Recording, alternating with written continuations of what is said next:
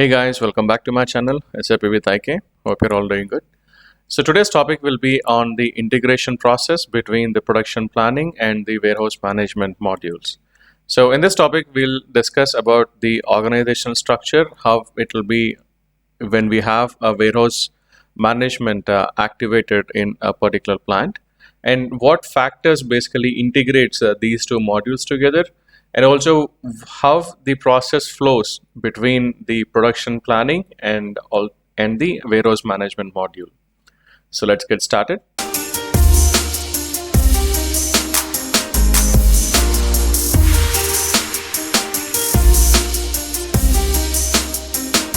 So in this slide, we'll take a look at a higher level on the organizational setup. So basically, you know that in the inventory management, where you do not have the WM setup enabled, so you just have your inventory managed with the storage location. So in that case, you see these boxes with the blue color. It basically starts with the company code, which will have a plant assigned to it, and then the plant will be having multiple storage locations. So in this case here, it is storage location 1, 2, and 3. So now if we have to implement the WM module, so then the next setup is to assign a particular warehouse to the storage location. So under the storage location, we will have the warehouse number, and under the warehouse number, we will create a storage type, and below that, we will create a storage section, and the last step is basically the storage bin. So this is the organization setup that we see in a typical warehouse enabled, to say the WM managed plants. So if we talk about the business process, there are two processes. One is the inbound process and the other one is the outbound process. So in the inbound process, we will deal with the receipt of stocks into the warehouse or into the plant, right? So in this process, it basically starts with the goods receipt. So this goods receipt could be from a production order or it could be from a purchase order. So after the GR is done, so then, we will just talk about the PP setup here. So after the goods receipt is done against the production order, so then it basically creates a transfer requirement, or also we call it as a TR. So again, the creation of a TR or to directly create a TO, it depends on the configuration setup. So let's say we have the normal setups to start with the TR and then to TO. So after the GR, we will have the TR created, and then we are going to convert the TR into a transfer order. So we will call it as a TO. So after we confirm the TO or the transfer order, that is where the actual goods movement will be posted into the storage location. Okay. In the same way, if we talk about the outbound process, so the outbound process, it basically deals with the shipment of the goods from the plant to the customer location. So it basically starts with the creation of outbound delivery, and then the location for the picking that we maintain in the delivery, it basically deals on to create a transfer order and how to manage the goods while transferring it from the picking location to the shipping location. And then we are going to create a transfer order in the outbound delivery itself. So once the transfer order is created, then we do the picking of goods, and then we are going to confirm the transfer order. So the final step in both these scenarios, in the inbound process and the outbound process, it basically ends after the confirmation of the transfer order. So now if we take a look at the configuration, this is basically, with the integration with, between PP and WM. So the configuration at the production planning module, it basically starts with the production scheduling profile in the transaction OPKP, and then in the production scheduling profile, we can define whether you should create the TR upon releasing the production order, or you want to have a transfer order created directly instead of a transfer request. So we will go into those details in a few minutes. So once we maintain the production scheduling profile, then we maintain the configuration for the PP interface, which will be in the transaction OMK0. So here we will be defining several aspects or several modes of configuration on how we have to integrate the movement types between WM and also the activities that we execute in the PP module. So now while creating this WMPP interface, we have few prerequisites. One is to make sure that the setup for the application component production planning is complete, and also the configuration for the warehouse management system is also complete. And after that, we have to define the control cycles, number ranges in the customizing for the production. So we will see that in few minutes again in SAP. So once we make sure that the PP setup is done, the WM setup is done, I mean to say from the configuration standpoint, then we define the number ranges for the control cycles. And after that, in the configuration itself, in this particular interface setup, we also define the movement type related to the material staging into the production, and also the movement type related to the goods receipt from the production. So these activities will be part of the interface configuration that we will see further in OMK0. So typically in the standard SAP system, the movement type for the warehouse management, it would be set up as 319 to perform the material staging, which means that to basically move the inventory from the warehouse location to the production location. Okay, and also, and similarly for the goods receipt from the production order, the WM basically uses 103 movement type, which is similar to 101 in the inventory management system. And after that, we are going to create the production supply areas that will be again part of the PP interface setup. And in this slide, we have the details of the master data. So one is to create the production supply area in the transaction PK05, and then to create a control cycle. So this should be in the following sequence. So first you create the production supply area, or also called as the PSA. And then we are going to create a control cycle in LPK1 using the production supply area created in the previous step. So once we have this production supply area and the control cycle created, then we assign this supply area in the work center. So for that, we use the transaction CR02 for discrete manufacturing and CRC2 for process manufacturing, which is a resource. And once we have these three setups in place, the next step is, let's say you want to have the automatic goods issue in place. So then we have to assign this particular work center or the resource into the corresponding routing or the master recipe, depending on the business process. If it is a discrete manufacturing, we use routing, and if it is a process manufacturing, we use a master recipe. So the components that we assign to the corresponding operation or phase, so then system decides whether the work center that has been allocated to that particular operation or phase, and then we are going to activate the backflash for the components that are allocated to that operation, right? So the components that are allocated to the operation which has the work center with the production supply area, so only for those components you will see a transfer request, the transfer requirement created when we create or release the production order. But because the integration point here is basically the supply area, I mean to say the production supply area.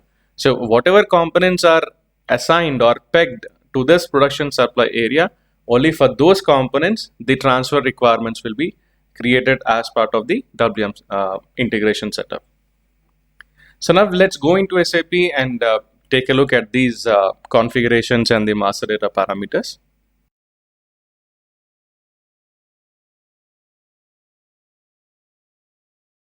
So here we are in SAP. So now let's take a look at the configurations that we have discussed. So first I'm going into the production scheduling profile, which is in the transaction OPKP. So this is basically for the production order. And in the same way, you also can take a look at the production scheduling profile for the process orders if you are into the process manufacturing. So here I'll take the example of plant 1000. Let's say I use this. So in the production scheduling profile, if you just scroll down, you see the section related to the transport. So here, these indicators, they play a major role in creating the transfer requirements. So here we have this option for the WM request. So if you take a drop down here and see the options, so we see that there are options that no creation of transfer orders on, transfer requirements on order release, which is basically used in case of non-warehouse managed scenarios, only in the inventory management. And now the second option is to create the transfer requirements while we release the production order. And also, we also have the option to create the transfer requirement and transfer order upon releasing the production order. And the last option is that we can create the transfer requirement, the transfer order, and also the delivery upon releasing the production order. So we use this last option if we use this particular option, like the goods issue will be done through the delivery document. So in that case, we can use that fourth option to have a delivery also created. And then you also see these two options to complete transfer requirements and also confirmed quantity for transfer requirement. So this particular option on of complete transfer requirement, it basically works. Let's say you would like to control the creation of a transfer requirement for all the components that are managed through the WM setup. So let's say we have 5 components assigned to a particular operation which has the work center assigned with a production supply area, and we assume that these 5 components should be part of the transfer requirement as part of the WM staging process. So let's say due to some reason, one component out of these 5, it is having some issue and it cannot be confirmed, and also the available quantity is not there in that particular storage location, right? So that could be one of the reason. So in that case, you can actually stop creating the transfer requirement for the entire production order. Why? Because one of your components is having an issue, so that you don't want system to create a TR for the production order. So in case you do not want a system to make this kind of a restriction, but you want system to create a TR irrespective of the status of your components. So let's say out of these 5 components, 2 are not available, but 3 are available in stock and they are ready for use. So then you can create a TR for the 3 components and leaving those 2 behind. So that would create a kind of an additional work for the user to to keep on looking at the open TRs or the pending TRs against that particular production order. Okay, so that is the reason it is basically to have a consistent check on the availability of the components, and it could also reduce the additional work on the business user.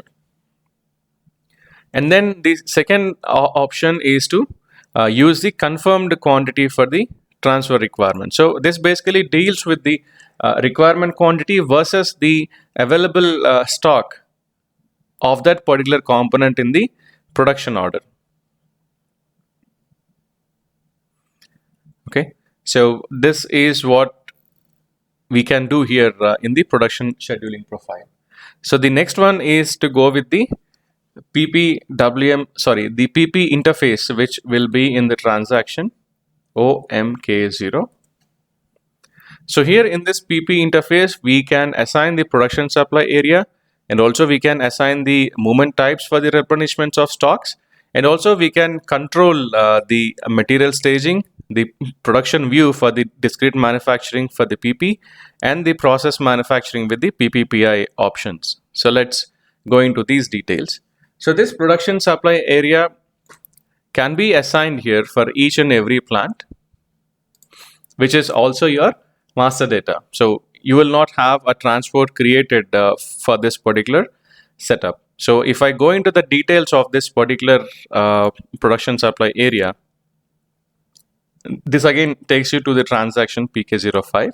So here we are going to create a supply area as required. I mean, the name could be whatever you need, and it will be having a particular storage location which is assigned with the WM locations. Okay, so this is not an IM location, so this will be assigned with your warehouse setup. So the combination is basically the plant and the storage location, and then you're going to create a supply area for this. So after this, once you create the production supply area, the next step is to assign the replenishment movement types. So here the replenishment movement type is basically with the combination of the warehouse number, the storage type, and also the replenishment movement type that you want to assign for this particular storage type.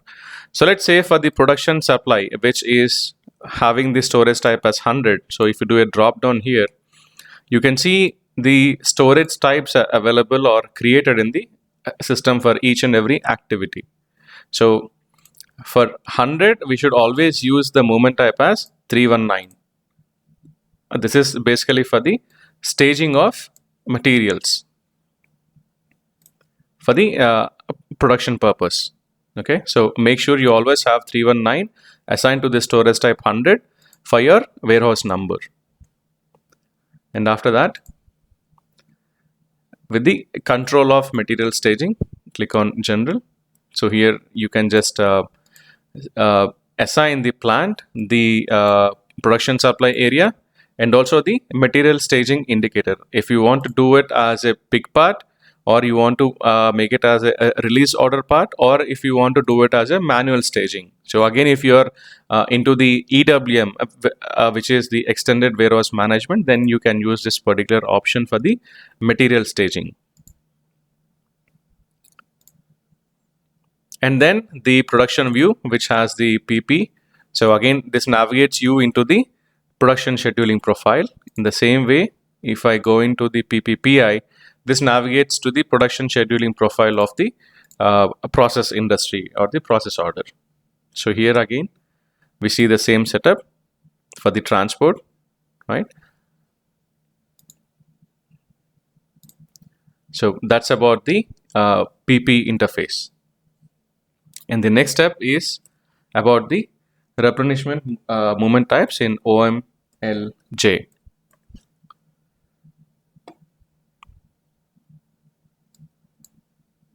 Right.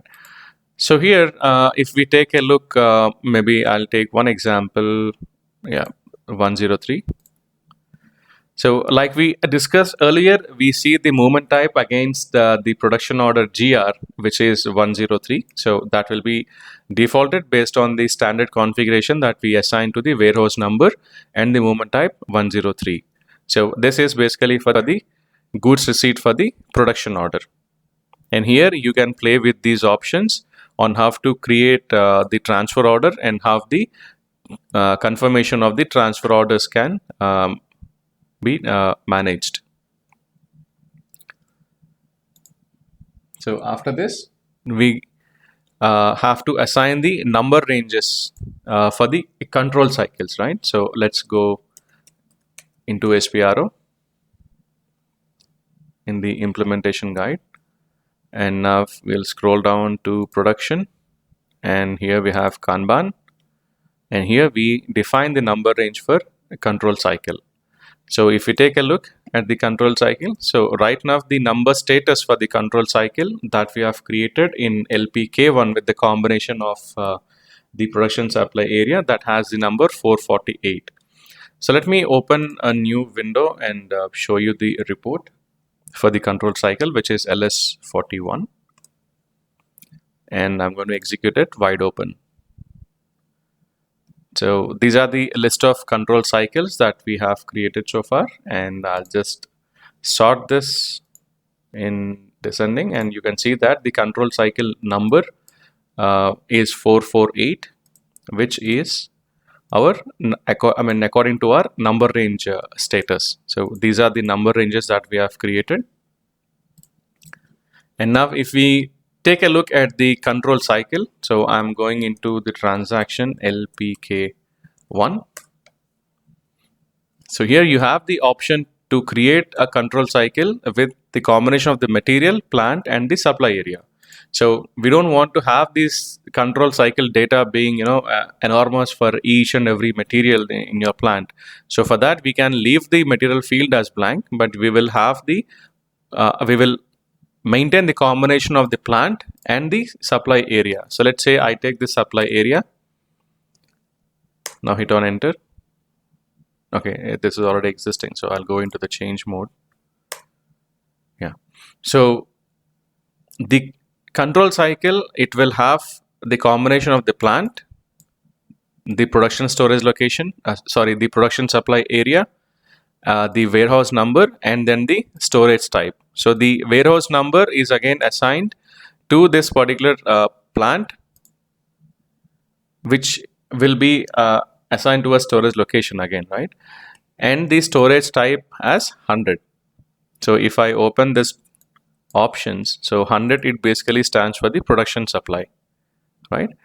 So no other values are needed. And then to the staging indicator, we assign it as a pick part, right? Because we would like to pick this from the TRs and the TOs that are being created upon releasing the production order. And then you have this indicator as the dynamic storage bin. That's it. So these are the parameters that you need to create a control cycle. So I'm going to leave it. Sorry. Okay. So that is about the master data and the configuration setup so far. So now let's go into the work center to see where we can assign the production supply area. So in the work center, in the basic data view, you have this field for the supply area. So this is where we assign the production supply area that we have created earlier. So the sequence is that first you create the production supply area, and then you create the control cycle with the combination of the plant and the production supply area. And then we are going to assign this supply area into the work center. So again, this work center will be assigned to the routing, right? So in that particular routing, we are going to assign the components which should be part of the automatic goods issue process. So there we assign whether these materials are to be consumed automatically upon confirming the operation, and also should it be part of the backflush process. So now activating the backflush is again a different topic which is already uploaded in our channel. So here, if you want the work center to control the backflushing activity, you can have this indicator enabled here in the work center itself. So whatever components you assign to that particular operation which has this work center will be backflushed automatically upon confirming the operation. Okay. So this is about the entire integration setup between the production planning and the warehouse management module. So in our next video, we will run through an entire process like an end-to-end scenario, starting right from the creation of the production supply area, the control cycle, and then assigning it to work center. And then we are going to assign this work center into the routing, which has few components assigned to it. And then we are going to create a production order where we are going to see the creation of a transfer requirement, which will be converted into a transfer order. And then we are going to confirm the transfer order so that the staging of materials will take place, which will be used for the further consumption into the production order.